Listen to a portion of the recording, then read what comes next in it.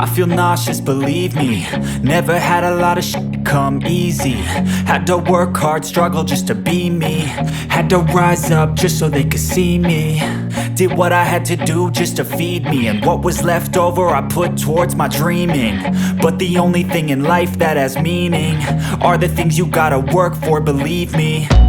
Take into your hands a plan, your own hands can land your own brand. And damn, I feel like no one takes accountability. They want the credibility, convincingly unwilling to put in the hours it takes to get some power.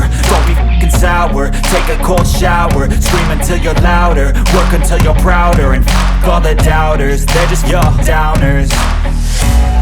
I swear to God they all let me down. I always fought just to wear the crown. I'm off at these fucking clowns who were all taught they deserve an ounce. It's only worth it if you work for it.